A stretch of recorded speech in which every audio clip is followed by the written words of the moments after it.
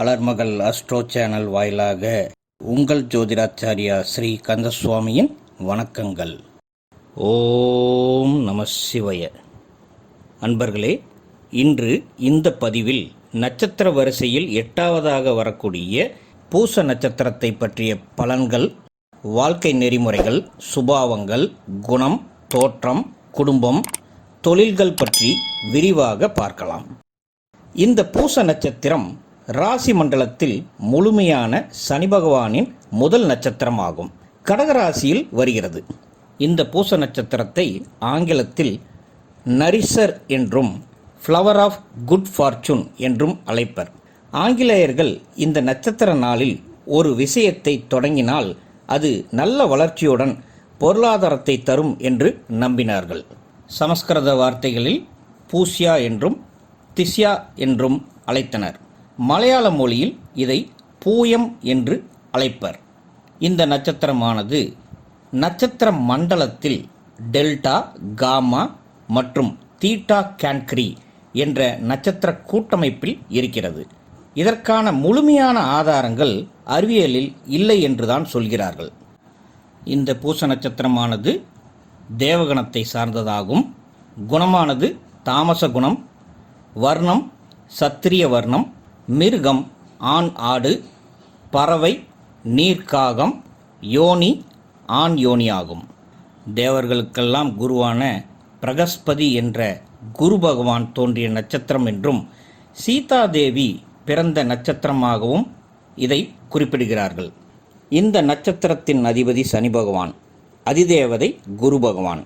சந்திரன் தன் சொந்த வீட்டில் சனியின் சாரத்தில் பயணம் செய்கிறார்.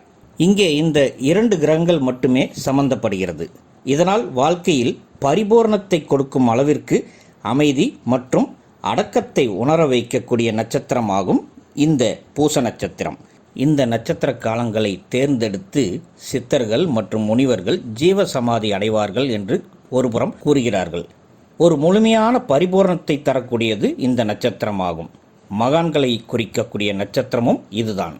இந்த நட்சத்திரத்தின் குறியீடு என்பது பசுவின் மடி, பால் சுரக்கும் இடம், உணவுப் பொருட்கள் சேமிக்கும் பாத்திரங்கள் மற்றும் உணவுப் பொருட்களையும் இது குறிக்கும்.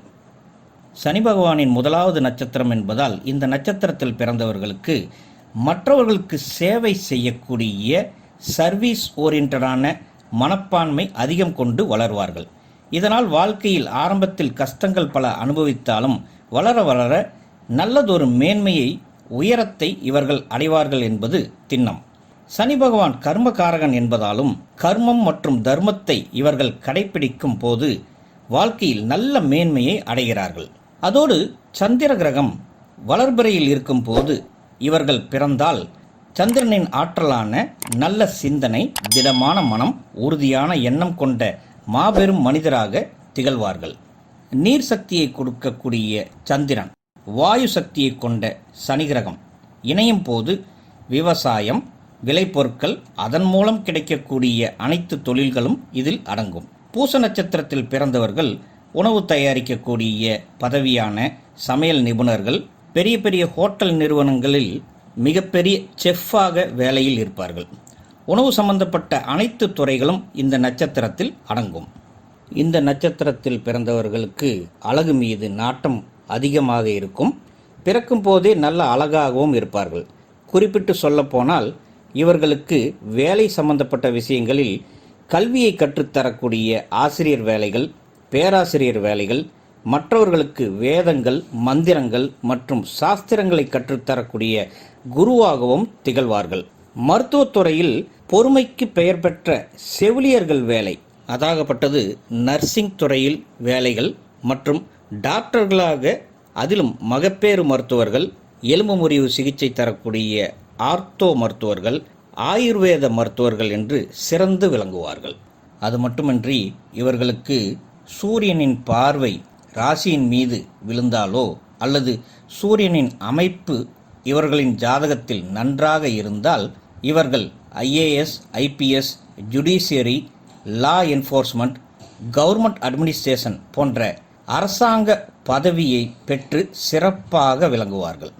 பெரிய பெரிய நிறுவனங்களில் கவுன்சிலிங் தருபவராக, HR துறைகளில், NGO வேலைகளில், குழு பணிகளை வளர்ப்பது, மேலாண்மையுடன் மக்களை நிர்வகித்தல் போன்ற பதவியிலும், புத்தகத்துறை, எழுத்தாளர்கள் போன்ற வேலைகளிலும், சினிமா துறையில் கதாசிரியராகவும் ஸ்கிரிப்ட் ரைட்டிங் போன்ற விஷயங்களிலும் ஈடுபடுவார்கள்.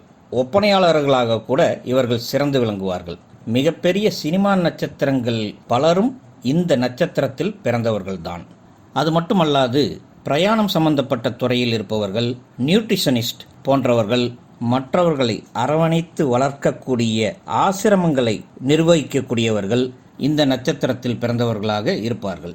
குடும்ப பாசம் அதிகம் கொண்ட இவர்கள் தன் குடும்பம் முன்னேற பாசத்துடனும் கண்டிப்புடனும் அன்பு அரவணைப்பு கொண்டு வழிநடத்தி செல்வார்கள். இந்த பூச நட்சத்திரத்தில் முதல் பாதத்தில் பிறந்தவர்களுக்கு நவாம்சத்தில் சந்திரன் சிம்ம ராசியில் இருக்கும். ஆகவே முதலாம் பாத அன்பர்கள் அரசாங்கம், அரசு பதவி, அரசியல் பதவிகளில் சிறப்பாக செயல்படுவார்கள். அரசு மருத்துவர்கள் அரசாங்கத்தில் டெண்டர் எடுத்து உணவகம் நடத்துபவர்களாக, பப்ளிக் ரிலேஷன்ஷிப் ஆஃபீஸர்ஸ் போன்றவர்களாகவும் இருப்பார்கள்.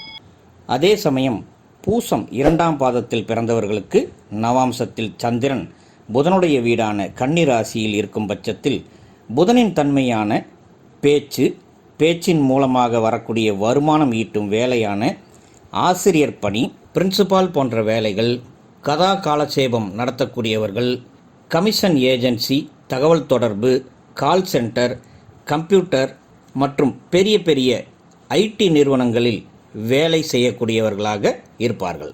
அதோடு கான்ட்ராக்ட் மூலமாக செய்யக்கூடிய வேலைகள், துப்புரவு வேலை செய்து மக்களுக்கு சர்வீஸ் செய்து கொடுப்பவர்கள், பெரிய பெரிய அரசாங்க கட்டிடங்கள் மற்றும் மால்கள், பெரிய மருத்துவமனைகளை கான்ட்ராக்ட் எடுத்து ஆட்கள் வைத்து துப்புரவு பணி செய்து தரக்கூடிய தொழில்கள், மருத்துவ செவிலியர்கள் தொழில்கள், லேப் டெக்னீஷியன்ஸ் மற்றும் வார்டு பாய்கள் போன்ற வேலைகளையும் செய்பவர்களாக இந்த 2ஆம் பாதத்தில் பிறந்தவர்கள் திகழ்வார்கள்.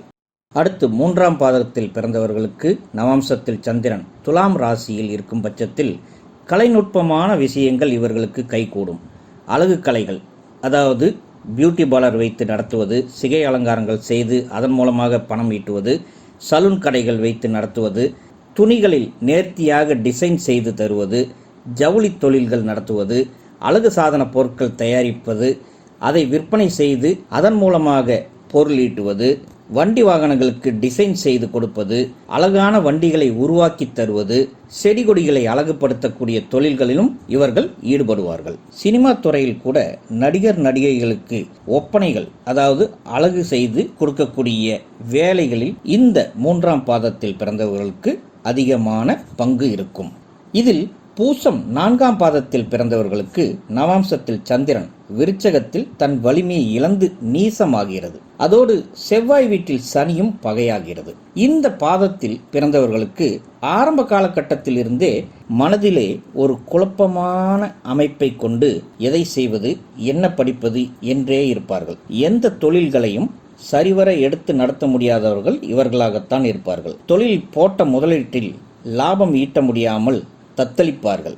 எந்த தொழில் செய்தாலும் நஷ்டம் அடையக்கூடிய அமைப்பு இவர்களுக்கு தானாக தேடி வரும். மற்றவர்களை நம்பி தொழில் ஆரம்பித்தும் அதிலும் முடக்கம் பார்ப்பார்கள். இப்படிப்பட்ட குழப்பமான மனோநிலையில் இருக்கும்போது மறைமுக தொழில்களிலும் ஈடுபடுவார்கள் இவர்கள்.